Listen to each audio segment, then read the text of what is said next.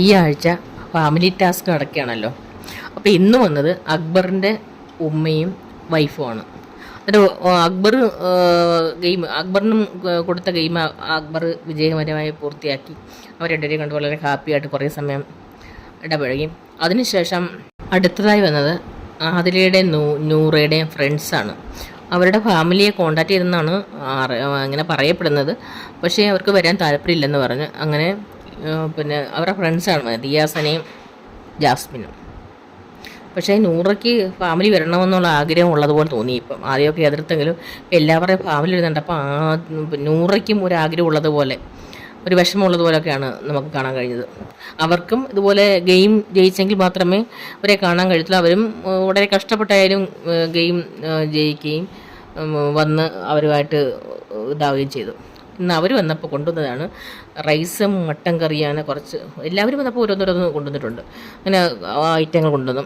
അതിനുശേഷം വന്നത് സാബുമോൻ്റെ അച്ഛനും അമ്മയും വന്നു.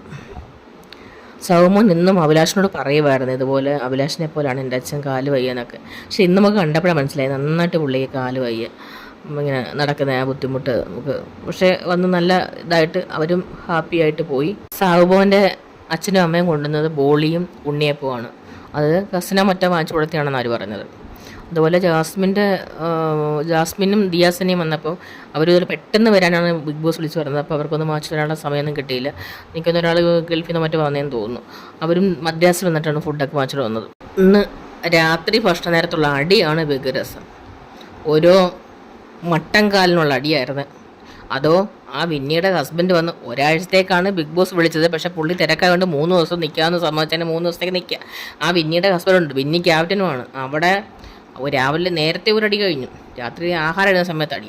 എന്നുവെച്ചാൽ ഹനു എല്ലാവർക്കും ഫുഡ് ഇങ്ങനെ ചോറ് വിളമ്പിക്കൊണ്ടിരിക്കുക. അത് കഴിഞ്ഞ് വന്ന് മട്ടൻ കറി എടുത്തുന്നത് അതും വിളമ്പിക്കൊണ്ടിരിക്കുക. അപ്പോൾ ഈ ആൾക്കാർ പാത്രം കൊണ്ട് വിളമ്പെന്ന് പറഞ്ഞ് നിൽക്കുക. ശരിക്കും ഷാനവാസ് പറഞ്ഞ പാത്രങ്ങൾ നിരത്തി അങ്ങ് വെക്കുക, എല്ലാവർക്കും വിളമ്പിയതിന് ശേഷം എടുത്തുകൊണ്ട് പോകും. അപ്പം അനീഷ് പറഞ്ഞു ഇല്ല കുഴപ്പമില്ല ഇങ്ങനെ വാങ്ങിച്ചെടുത്ത്. ഇങ്ങനെ പാത്രം കൊണ്ട് എല്ലാവരും നിന്ന് അവസാനം വിളമ്പുന്ന താമസം കാരണം കിട്ടുന്നില്ല എന്ന് പറഞ്ഞ് ഷാനവാസ് ഒരു പീസ് എടുത്ത് കൈയിട്ടങ്ങെടുത്തു.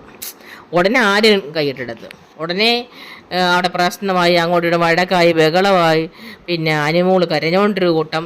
അത് കഴിഞ്ഞിട്ട് അനീഷ് ഷാനവാസ് വന്നിരുന്ന് ഫുഡ് കഴിച്ച് അനീഷ് ഷാനവാസ് വഴക്കായി. ഫ്രണ്ട്ഷിപ്പൊക്കെ പോയെന്നാണ് തോന്നുന്നു, രണ്ടു വഴിക്കായെന്ന് തോന്നുന്നു.